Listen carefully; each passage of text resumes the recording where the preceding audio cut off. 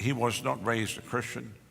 So let's give a little bit of the background, and they can get the book. The whole story is in the book. I felt I wanted to help publish his story. So I said to him, I said, listen, if you've done a book? He said, I haven't yet. I said, well, let me help you. I'll publish it for you. So I did. I didn't put River Publishing on it.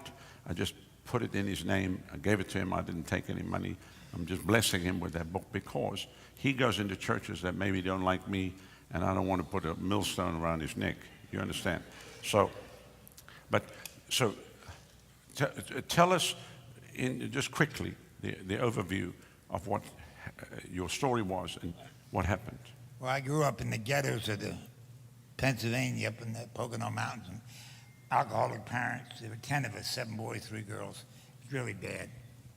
It was really, really bad. Not a lot to eat. And at a young age, a little boy, I got tired of that life, so I went to the streets. And I started a street gang. And it became a family. And I was fighting, and I got the winos to buy me booze, and I would drink, and I'm only 13 years old. And I started a gang called the Black Widows back then. And we were terrorizing the whole town. The cops would go to my father and say, you got to do something with Floyd. He's going to end up in jail. My dad would say, well, here, I'll grow it. Well, evidently I did. Because then I was 18 years old. I pulled a bunch of robberies. I had a gun, and I was taking up payrolls. And they gave me 6 years in the state penitentiary here in Pittsburgh. But what I didn't realize that when I'm drunk like that, you're in like a blackout. I was robbing a lot of places, and I was wanted in 3 states, New York, Pennsylvania, and New Jersey, because it borders all 3 states up where I lived. So when I went to the penitentiary, I had all that 6 years to do, and I went in the same day Kennedy got shot in Dallas, November 22nd, 1963. Because I remember the shack on me, put me in the prison then, and the guards were saying, the president just got killed. And you got to get my idea when I went to that prison. I turned 19.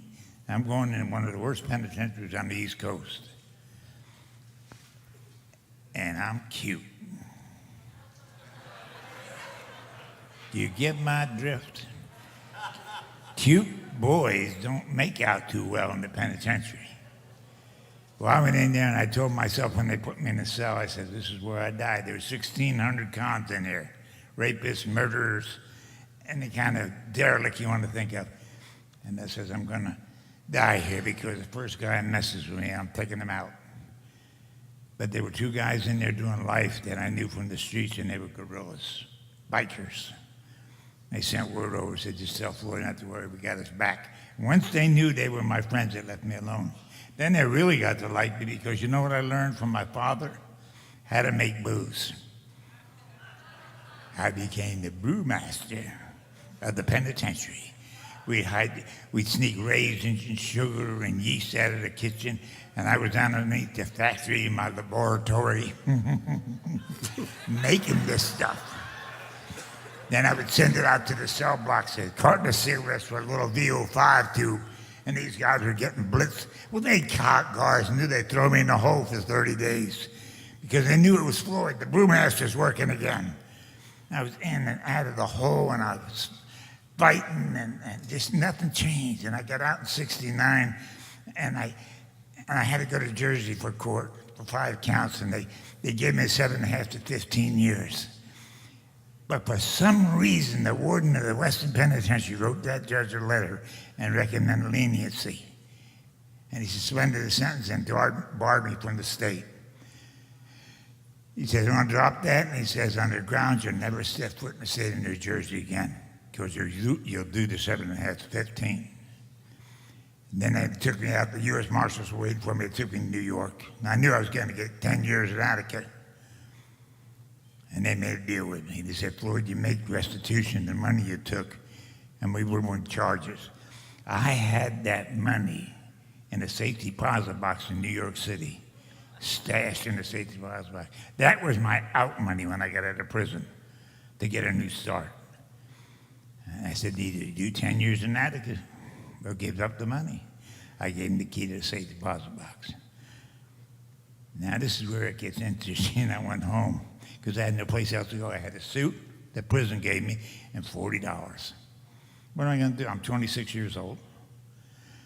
And my brother, older brother, and I get this, he got an appointment at the United States Naval Academy. Graduated, went to law school. He was opening up a law firm in my hometown. I said, Artie, you'll help me. I went home. They don't want me there.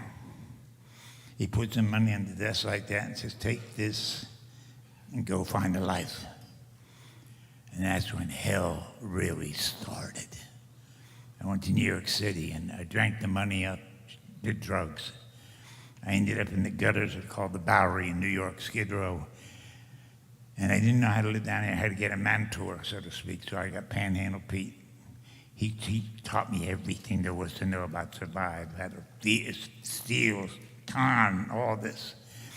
And what drove me off the Bowery that day was there was a meat wagon that would come up on the Bowery every morning, and they would go in the tenant buildings, and they'd bring bodies down every day. And I asked Pete, what do they do in them bodies? And they said, well, the guys didn't make it through the night. They died of ODs, DTs from alcohol withdrawal, knife, shot. And they said, they wait till they get 6 bodies.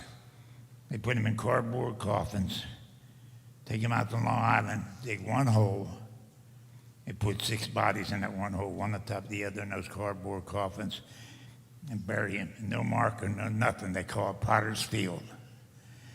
That's what they do with derelicts in New York. And I looked at that and I said, not me. And I jumped my first freight train. So now explain that, because the trains are running across America, east Right. to west, north to south. I learned, And when you yeah. say you jumped the train, what does that mean? I go down to freight yards and I thought, I want to go west. I find out what track the train's on that's going west. Now, you just don't jump on the train and go all the way to California. You got to get off in like Youngstown and then switch, because maybe there's some trains going south. So I wanted to learn. So I got with another Hobo, and he taught me. So we used to run the northern route all the way across to the west coast in the summertime and the southern route in the wintertime. We're homeless. So when you say that, you're running on On the rails. We jumped the freight cars. We wait outside the yard, and when the train was leaving, before we picked up speeds, we knew what boxcar we were going to hit. And we run and we get in that boxcar. And we ride as far as we want. And then we jump off and then jump another one to go Now, further let me say this. This is not just a few people that do this. There's a whole bunch of people that do this. Well, when we have a hobo convention every year, August. We used Okay, to have explain this to me. 5,000 hobos from the United States and Canada. Where do they meet? They come down to Bright, Iowa every February, the third weekend in February, and we have a hobo convention. Okay, so now we have to send a team with him to go there to go evangelize these people. You understand what I'm saying? That's why I wanted him to come here. Yeah. But there are gatherings of these people all across America. All over the United States and Canada, because I wanted to be king of the hobos. That was my fight. In 1988, I came in third. I almost made it. And they got women too. But then I got real. I did, and then I was married. I got married, jumped off a freight train, broke my ankle, ended up in the hospital. The nurse says, what are you going to do? They don't hold you, they throw you out. Derelicts, they throw out. They patch them up and throw them out. Says, I'm going back to the bush. That's where I live. You can't do that, you'll die. But I learned something about sympathy. I says, I know. Said, you come home with me. Okay. She said, you know what she did? She married me. She was going to save me from myself. 9 months later, she knew she wasn't going to save this kid. We had a baby, Jennifer Nicole, 7.5 months old. I'm holding her. She comes home. She says, you ain't going to get sober. Quit shooting dope. You got to go. Threw me out. So I got on the freight train and went and never looked back. Now, in the different towns, what did you do to earn a living? You learned. I hustled. Okay. I would sweet talk people. They told me I could sell a Protestant Bible to the Pope. You know, you get good at doing this. But you also learned some places you would wash dishes at the hotels. Once in a while, if I was physically able, I was so sick from the drugs and the alcohol, I couldn't hardly do that. I did when I could. I worked. when I could. I was capable. But it never lasted because as soon as I got a paycheck, I was done. I'd jump a freight train and go. I've been in every state in the union. I went all the way to Mexico City. They ran me out of Mexico City. They didn't want me down there. They ran me out of Tampa. I was here. I came here to pick oranges, right? I was in jail 13 times in 1 month, right here in Tampa. The judge kept turning me loose. Every morning I would go to drunk court. And the last time he says, what are you going to do if I turn you loose? I said, I'm getting out of Tampa. Go, because you don't want to come in here again. You ain't going to like it. I get to Hollywood, Florida that night and I end up in jail. Because that's all I did. I drank and I fought. That's all I ever did. I lost my first wife. And another wife got me in she was trying to save me too. And Okay, so how many kids do you think you had? I had two. Well, I got them back. No, I know. We're going to get to that now because I'm trying to speed this Well, thing up. Because this is a life story. This is not Kids, like a 10-minute thing. I've only been with like 5 women in my life. Okay, well, I didn't need to know that. I just wondered how many children that you'd had. That's all. So, great. Yeah. Too much information at this juncture. So, but let me ask you a question now. So, anyway, this is important. Let me ask you a question. So let's fast forward to where you're dying. Let's fast forward, which is how many years ago? 15. 15 years ago? Yeah. You were dying. Yeah, they put me in a hospital, and doctors operated on I had a growth the size of an orange on my bladder. They thought it was cancer, and they took it out, and it wasn't. But then they found something else. They said, Floyd, we got to go back in. I was there for 1 year in that hospital, never left. They operated on me 6 times. I laid there for a year, and the last thing they did come in, they took a lung. What was wrong with your lung? It kept collapsing, and later it became. I can't answer later, but God healed me of that. I'm going to get. That's why I'm going to get to that. So your lung collapsed, and they took it out. They took it out. Okay. And So now let's fast forward to when, because I want to get to where you were saved. So let's. I was saved in that hospital because once they took the lung out, I'm laying there, and I went down to 55 pounds. I was laying there. The doctor came in one night. There was a hobo sitting by the bed and says, does he have any family? He said, no. He said, he drank him away 40 years ago. He says, he's going to expire tonight. We can't save him. We did everything we could. And I'm laying there. I got a feeding tube in my chest and a breathing tube, and I couldn't say nothing. And they left the room. And I looked out the window into the darkness. It was nighttime, and I said, if everything I ever heard about God is true, I'm in trouble here. Because reality has a way of hitting you. I says, I'm going to meet him tonight, and I don't have anything to say. I get scared. So I don't know how to pray. So I just looked up to the ceiling of the hospital, and I said, hey, boss, it's me, and I know we don't rap, and I know that I'm a pretty bad dude, and I blew my life, and I'm sorry about that. I didn't mean it to be like that. And I'm going to meet you tonight, and I don't have any excuses. But if you have that much mercy, that I need it tonight, and if you see fit to spare me, whatever life you give me, I'll give it back to you. And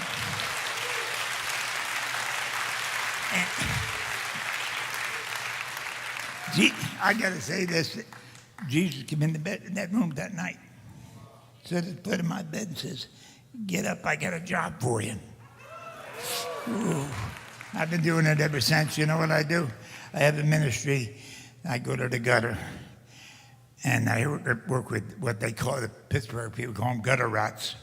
These are people that nobody else wants to mess with. And I'll go there, and I try to feed them, and I had food stamps in the beginning. I was buying food with my food stamps and making chili and taking it to them, and we'd sit around the campfire, and they're drinking and smoking dope, and they're asking me, Renegade, what happened to you, man? Because I shaved my beard. I had a beard down to my belt buckle, long hair and a bandana. I shaved it, cut my hair, wore some decent clothes. I look almost human. And I went down there, and those other hobos would look at me and say, what happened to you? And all I could say was, I I met a man who changed my life. And they say, what do you mean you met a man who changed your life? And I said, what was his name? I said, Jesus Christ. Oh, wait, you found religion. No, I didn't. Religion's a man-made thing. I got a personal relationship with the Master.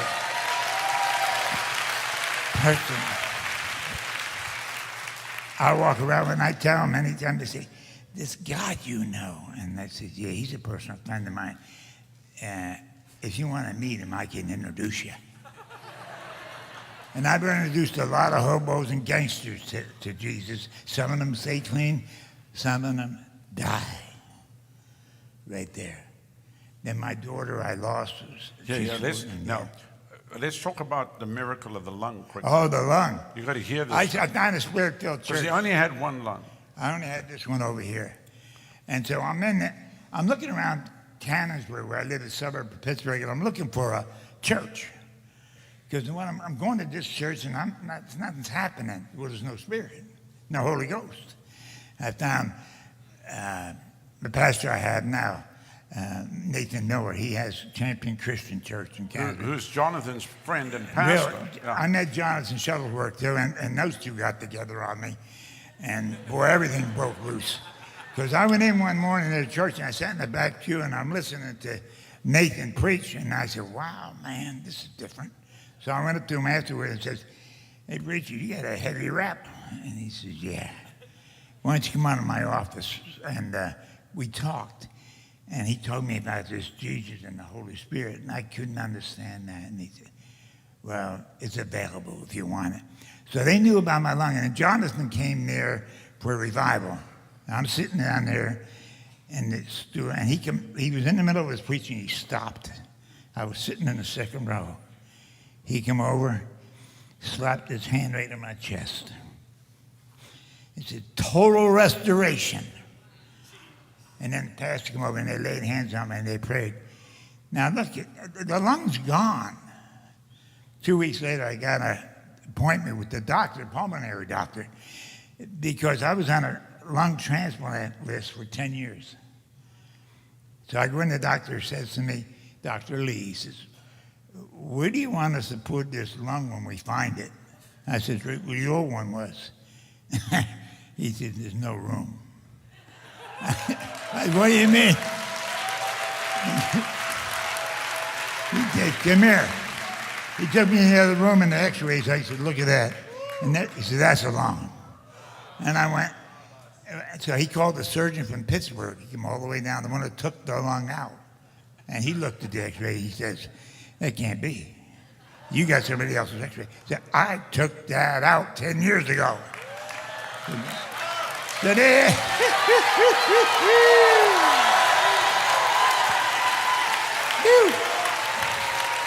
there it was. And it wasn't only that, and then the devil wasn't done. He gave me cancer. And I got sick, and they went to me, and they gave me one radiation treatment. They couldn't give me cobalt because of my liver. They'd kill me. They gave me one treatment, and then I said, I don't like these treatments. He says, well, if you don't get them, you're going to die. Nah, I ain't going nowhere. Because I knew who I served. So, hallelujah. And then when I, through Jonathan, I got the fullness of the Spirit. So I was there, and then I went back for what they call a PSA. That's when they checked the cancer level. It was gone. It was all gone. There was no cancer. Yeah. So he's a walking miracle in more ways. So how many years were you just the renegade? 43 years? 43 years Okay. I was in the Now, street. let's quickly talk about how God restored back your children to you, because this is remarkable. So listen to this. Well, I lost two wives. I was married twice. First one, and she couldn't handle the drinking and everything. She got to go. And she was pregnant when I left. That was my second wife. The first wife, we had that daughter I told you about, Jennifer Nicole. She was 7.5 months, and I was thrown out. So when I got saved and filled and healed, and I'm sitting with a friend of mine, and I'm telling him about, boy, I wonder how my kids ever made out. So, well, let's try to find. I can't find them.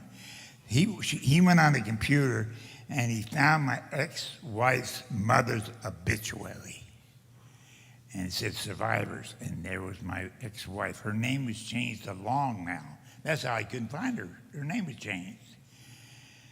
So I got the directory assistance and I called. And she lives in Ogallala, Nebraska. So I call out there, and she works for mental health. And boy, I probably drove her there. So, so I called, I get a hold of her secretary, and she said, well, she's in the field. I said, tell her Floyd Ridley called, and here's my phone number. Ask her if she'll give it to my daughter. My daughter will be 40 years old now. I haven't seen her. She thought I was dead. So then 3 weeks later, I'm home watching the Steelers on a Sunday night, and the phone rings. Says, this Floyd Ridley? I said, yes. Says, this is Jennifer Nicole.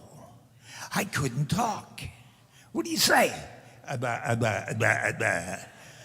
Did you not say that? And I just want to let you know, I just found out you were alive. Mom said you were dead. For 40 years, you've been dead here.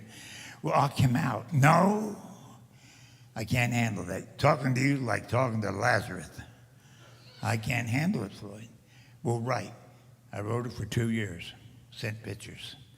She sent me pictures of her husband. She's a school teacher. She married a forest ranger. They had 3 daughters. And I just loved it. Then I told her she had a brother, stepbrother.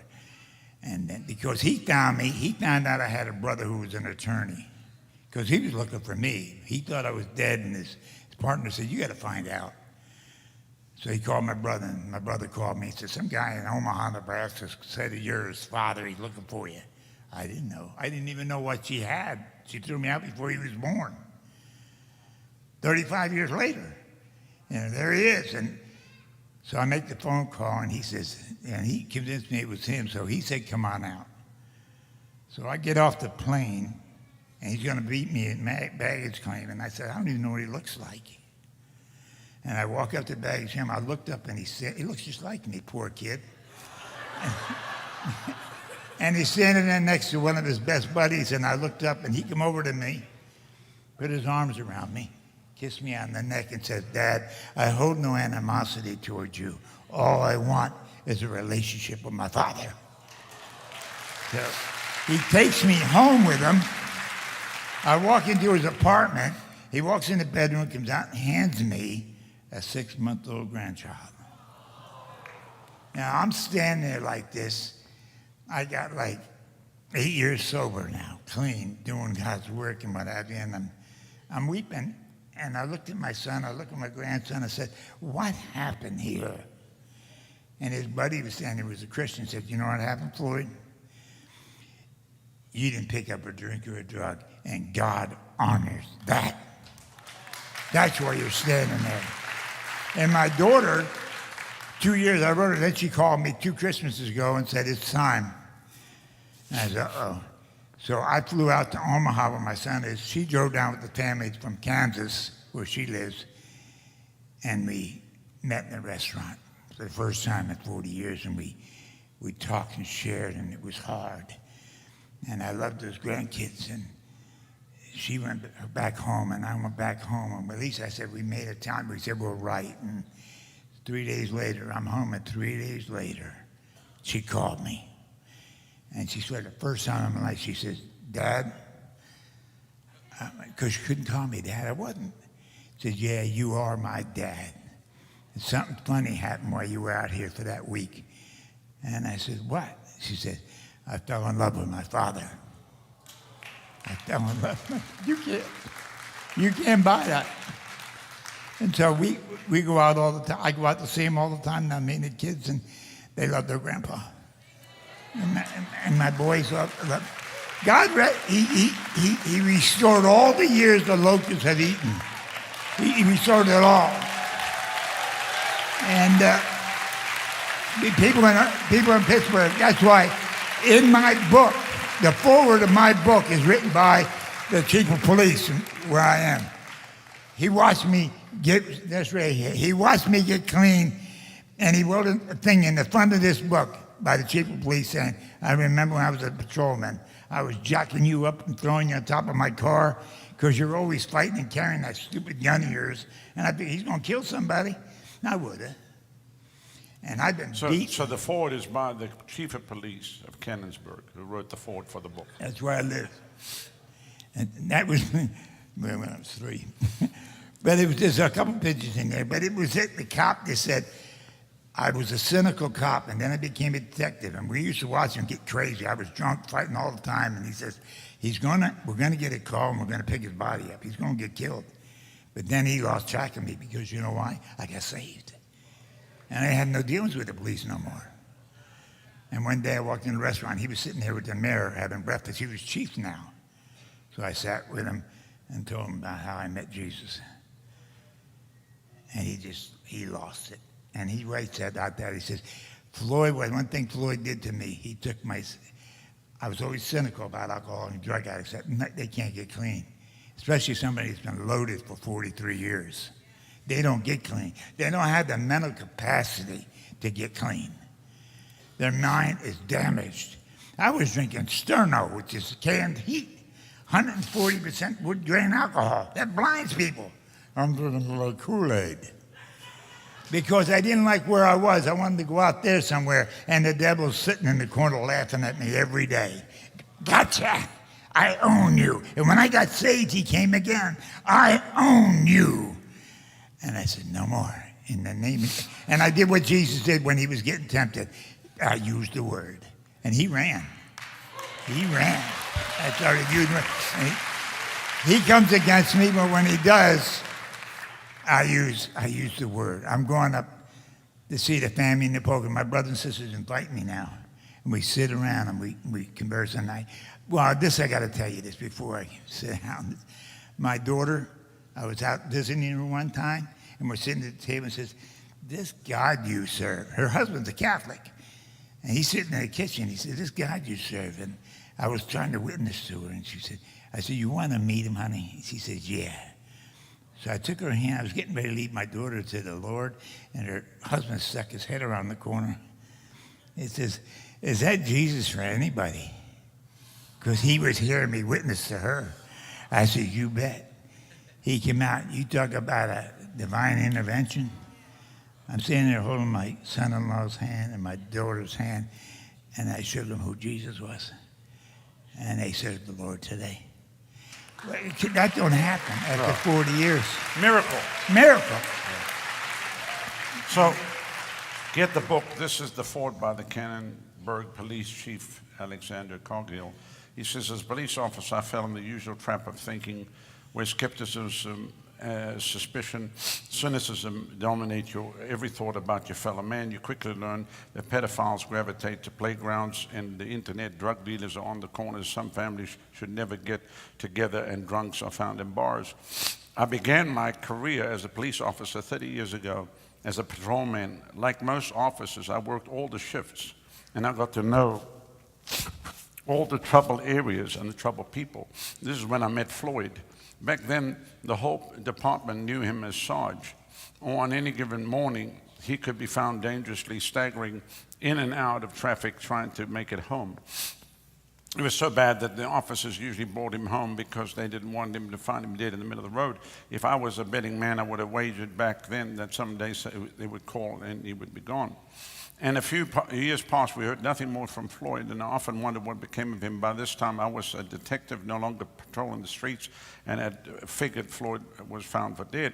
Then one day, I was having coffee at a local diner. He came walking in with no stagger. He came over to me and started telling me about how his life had changed, and he was now sober. And he told me he'd got his driver's license and reconciled with his family, and most important, found his Savior, Jesus Christ. At first, I felt proud of him, but soon after the old cop cynicism set in, after that I started to laugh it off and figured that he was like the rest. If I had a nickel for every drunk or drug addict who told me they were clean, I would have retired years ago. Fast forward 15 years. Now I'm chief police. Floyd is still sober and a person I call a friend. More than that, he has now become an expert in recovery and lives to help others in crisis. He has been that one beacon of light who single-handedly changed my cynical attitude. He's a true community leader who gives selflessly to those in crisis. So, we love you.